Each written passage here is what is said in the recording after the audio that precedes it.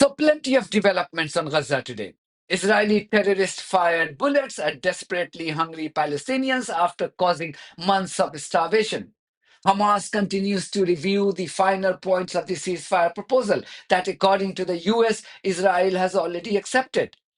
French President Emmanuel Macron has issued more warnings to Israel for not ending the humanitarian catastrophe in Gaza. This in turn has prompted a member of Israeli terrorists to accuse Macron of embarking on a mission against the Jewish state. Typical Israeli playbook. Bring in Jewish state whenever your crimes against humanity and barbarism are under scanner. And then there is this viral video of UK Foreign Secretary David Lammy running away after one of his constituents publicly highlights his complicity in the ongoing genocide in Gaza. Now let's look at these points in detail. The humanitarian situation in Gaza is increasingly becoming desperate. Israeli thugs, with the help of their American gang members, started the so-called aid distribution a couple of days ago. But amidst utter chaos and reports of looting, what do you expect from people who these Israeli terrorists have deprived them of food, water, and medicine for 3 months? Today, there were more reports of firing at these desperate people by Israeli terrorists. According to the BBC, at least 50 people are reported to have been injured in this Israeli shooting. This chaos is the direct result of Israel's refusal to allow UN agencies to carry out their work. These agencies have been there and they know exactly how to conduct such operations. But Israel has never had any respect for the UN or the rule-based world order. A rogue settler colony managed by war criminals and thugs never respect global institutions. No wonder former British diplomat and the current head of the UN aid, Tom Fletcher, calls the current situation a forced starvation and therefore a war crime. I mean, so out loud, Israeli ministers have been saying that they want the population of Gaza to be relocated. Is that ethnic cleansing? It's the forced removal of a population. Ethnic cleansing. And in this case, by withholding of aid. Now, again, the courts will judge what to call that, and I have to pick my words very, very carefully. I'm a humanitarian, I'm not a lawyer, I'm not a politician. To be clear, what we are seeing is the forced starvation of the population. We're seeing food sat on the borders and not being allowed in when there is a population on the other side of the border that is starving. And we're hearing Israeli ministers say that is to put pressure on the population of Gaza. Now, we just want to work. We have a plan to deliver, we just want to get in. That's a war crime, isn't it? If you use food as a weapon. Yeah, it is classified as a war crime. Obviously, these are issues for the courts to take the judgment on, and ultimately for history to take a judgment on. Meanwhile, we were told by the US that Israel had accepted the latest ceasefire proposal by Steve Witkoff, and the ball was in Hamas's court. Some local Israeli media is reporting that Prime Minister Netanyahu told hostage families that he's accepted a 60-day truce offer. So can you confirm, have Israel and Hamas agreed to a truce? I can confirm that Special Envoy Witkoff and the President submitted a ceasefire proposal to Hamas that Israel backed and supported. Israel signed off on this proposal before it was sent to Hamas.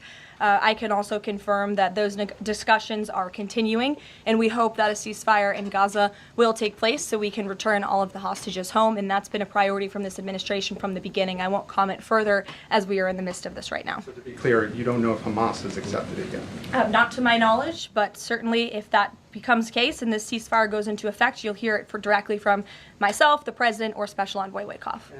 You don't have to be a rocket scientist to understand that if Israel agrees to a ceasefire without much persuasion, then there must be more than meets the eye. A bunch of genocidal maniacs who kill children and babies for fun don't suddenly agree to stop their barbarism. So I'm not surprised why Hamas is taking its own time to review the proposal.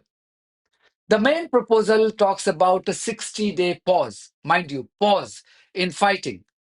The release of 28 Israeli hostages, alive and dead, in the first week, and the release of 30 remaining hostages once a permanent ceasefire is in place. Israel would release a total of 1,236 Palestinian hostages and the remains of 180 Palestinians killed in Israeli concentration camps, and more delivery of humanitarian aid to Gaza via the United Nations and other agencies. Now, Hamas appears to be circumspect about the absence of any guarantee in the deal that Israel will not resume its carnage in Gaza anytime during the so-called ceasefire, just like it did in March this year, when it refused to follow the second stage of the deal. Also, there is no firm guarantee in the deal on the withdrawal of Israeli terrorists from Gaza and forced displacements of Palestinians from their homes. Another sticking point is the delivery of aid through UN agencies, as was the case earlier. The humanitarian situation in Gaza is absolutely dire after war criminal Netanyahu caused the mass starvation of 2 million people for 3 months. French President Macron was in Singapore today when he issued more warnings to the rogue regime of the settler colony for not improving the humanitarian situation. But these hollow warnings have absolutely no meaning if you don't follow with firm actions. Last week, we learned about a joint statement by the UK, France, and Canada. It's been more than a week, and these countries never did anything to translate their warning into action.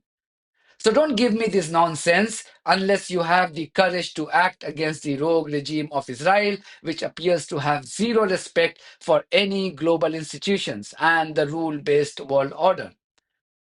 David Lammy is another coward. He was embarrassed by many MPs last week in the parliament, including Zara Sultana.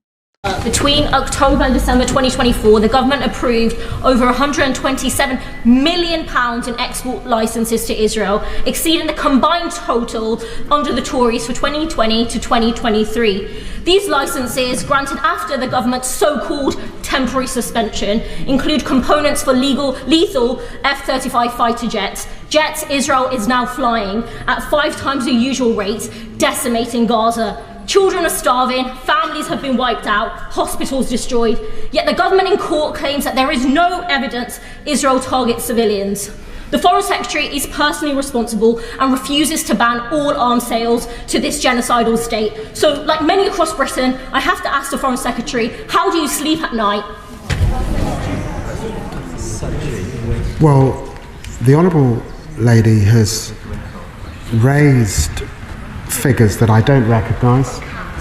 She's raised once again the issue of arms sales to Israel. I banned arms sales that could be used in Gaza. I know that the Honourable Lady is keen on clickbait, but I'm not going to be baited from this dispatch box. Today, he faced more embarrassment in his own London constituency by one of his constituents.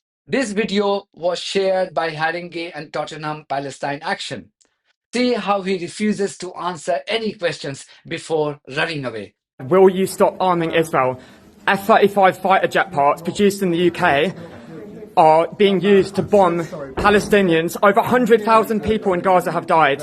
Will you... No, it's a question. Answer. David Lammy, can you answer me? Will you stop arming Israel? Just 8% of arms export licenses have been suspended. The UK are running spy surveillance planes over Gaza, sharing that intelligence with the IDF. Will you stop their surveillance planes? It's a question. It's a simple question.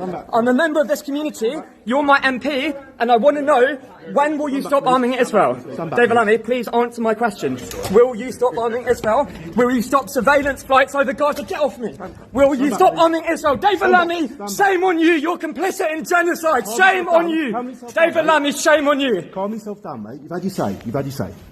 Meanwhile, Israeli terrorists have killed more Palestinian children and babies. More than 28 Palestinians have been brutally slaughtered by Israeli terrorists across Gaza today. Just imagine if Hamas had killed these many Israelis in a single day. This is the ugly reality on the Western hypocrisy. That's it from me. Thank you very much for your support of this platform and our journalism on buymeacoffee.com and Patreon. If you too think that our journalism is worth supporting, then you too should consider becoming part of it. Details are there in the description of this video. In the meantime, if you haven't subscribed to my channel, please do so, because that's one of the many ways you can support independent journalism. God bless you all.